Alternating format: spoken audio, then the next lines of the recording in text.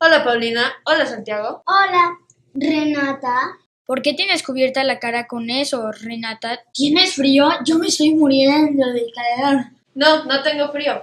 Lo que pasa es que hoy vamos a hablar de los zapatistas. Soy zapatista del estado de Morelos porque proclamo el plan de Ayala y de San Luis. Si no le cumplen lo que al pueblo le ofrecieron, sobre las armas los hemos de hacer cumplir. Bravo Santino, efectivamente es un corrido zapatista de la Revolución Mexicana, pero hoy de los que vamos a hablar son de los zapatistas de Chiapas. ¿Chiapas? Creo que ya me hice bolas, pues que no estaban en Morelos con Emiliano Zapata. Es que de quienes vamos a hablar es de los zapatistas de hoy en día. Me explico. Uno de los momentos más importantes en la historia reciente de México ocurrió el 1 de enero de 1994. Por una parte, entró en vigor el Tratado de Libre Comercio, que firmó el gobierno mexicano con los gobiernos de Canadá y Estados Unidos. Supuestamente, con ese tratado, nuestro país pasaba a formar parte del primer mundo. ¿Primer mundo? ¿Hay otros mundos además de este? ¿Hay marcianos? Bueno, seguramente sí hay muchos mundos en el universo, pero marcianos no creo que haya. Pero lo que me refería es que a que con la firma del Tratado de Libre Comercio, o TLC, México pasaba a formar parte del grupo de los países ricos y desarrollados de América del Norte. Por lo menos,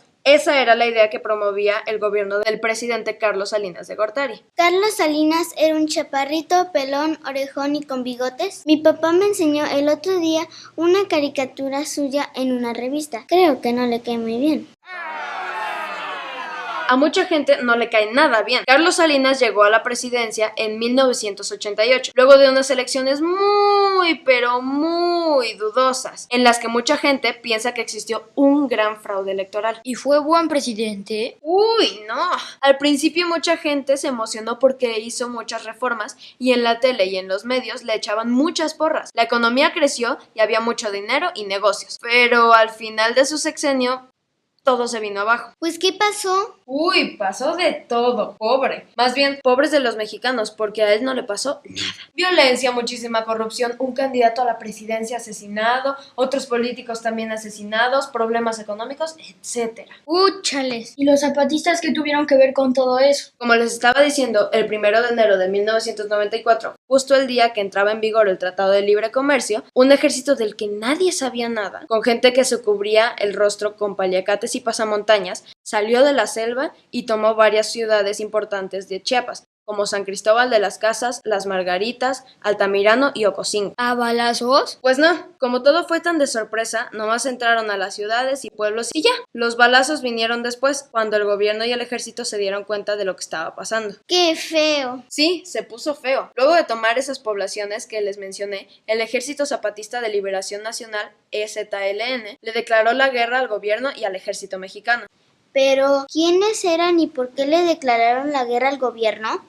El EZLN en su mayoría estaba conformado por indígenas chiapanecos que se levantaron en armas en contra de la explotación, la discriminación y el maltrato a los indígenas, para luchar contra la injusticia y la pobreza. Oye, Renata, ¿cómo se les debe decir? ¿Indígenas o indios? Esto quizás ya lo saben, pero cuando Cristóbal Colón y sus marineros llegaron a América, en realidad trataban de llegar a la India por una nueva ruta. O sea, que en vez de irse por acá, se fueron por acá. ¿Ven?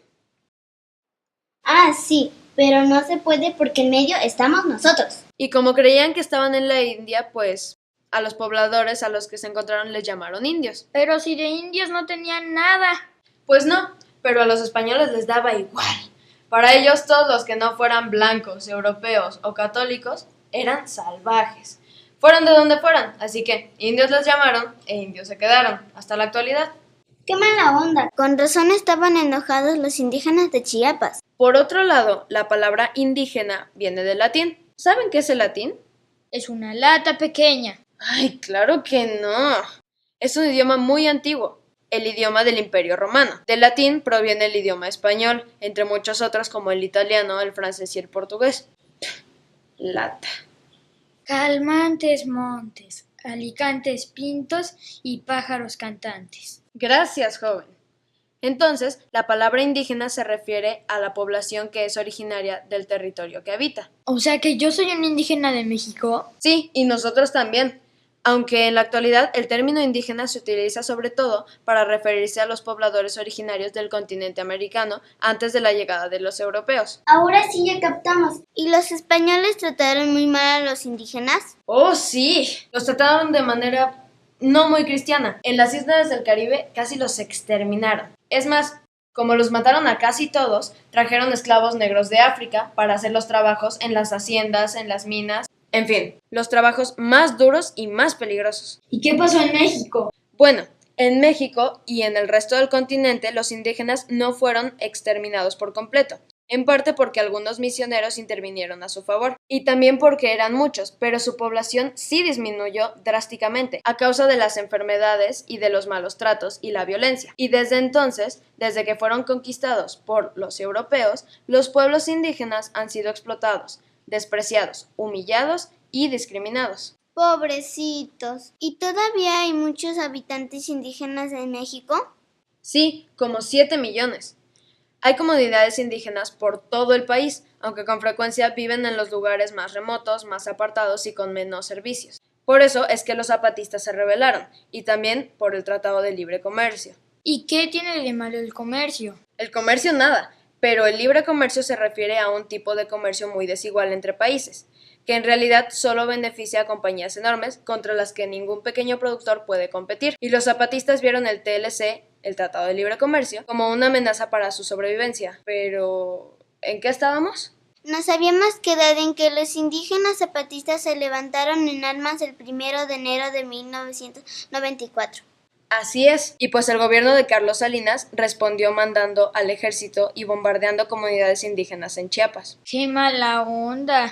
Malísima onda. Eso fue exactamente lo que pensó mucha gente que salió a manifestarse en las calles y que logró que el gobierno parara la guerra e iniciara un diálogo con el EZLN en Chiapas. ¡Qué bueno que paró la guerra! ¿Y si hubo diálogo? Sí, en febrero inició el diálogo entre los comandantes del EZLN y el comisionado para la paz del gobierno, que se llamaba Manuel Camacho.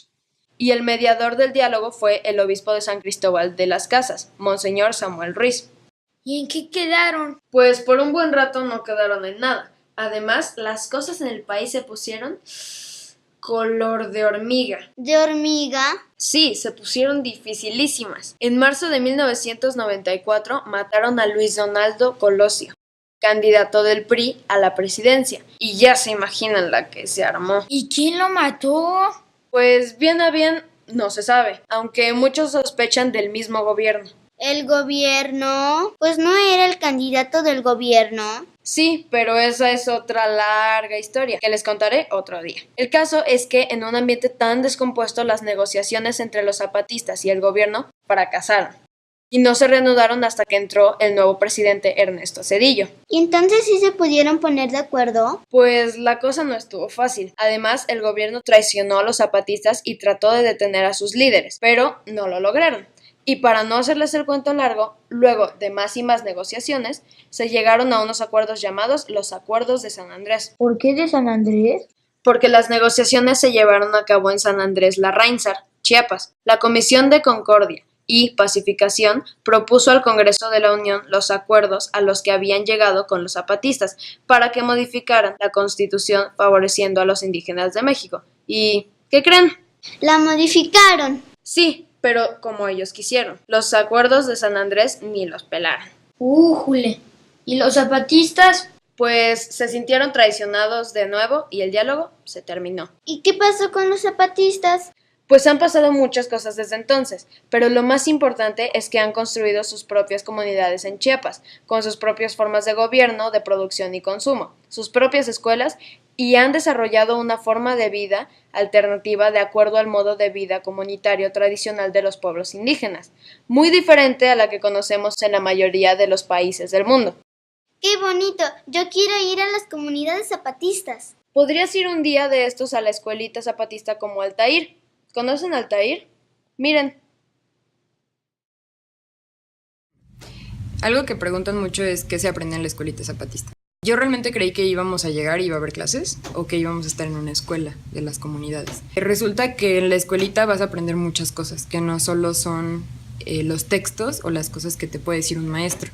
Efectivamente tuvimos algunas sesiones en las que nos sentábamos y nos daban una charla o una plática de actualmente cómo ellos viven el zapatismo y qué es para ellos, por ejemplo, la libertad, la autonomía, la democracia, la manera de relacionarse con otros y la manera de autogobernarse. También uno aprende a vivir como viven. Entonces, algo que nos repetían mucho es, vienen a ver cómo vivimos y si algo de eso les sirve y lo pueden tomar, tómenlo.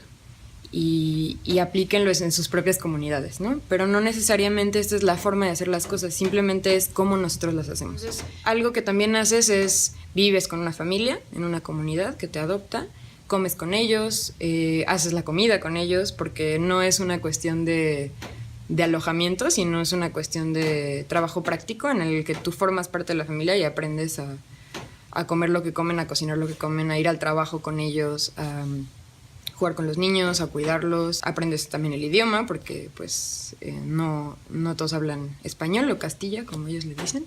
A cada una de las personas que fuimos externas a las comunidades nos asignaron un botán o guardián, que es alguien que va a estar todo el tiempo contigo desde que tú llegas al caracol hasta que tú te vas. Y esa persona es alguien que no es de la comunidad en la que tú te quedas. Entonces también se aprende de otras comunidades zapatistas y entre ellos hay un intercambio al que tú te sumas, ¿no? Entonces ellos están aprendiendo entre ellos de sus formas de organización distinta porque no es un solo zapatismo en cada comunidad y tú también estás aprendiendo que hay esas diferencias. Aprendes a cuestionarte, a cuestionar la manera en la que vives, la manera en la que haces las cosas, la manera en la que te relacionas con otros y cómo tú te autogobiernas o cómo tú defines conceptos como libertad, como democracia, como autonomía.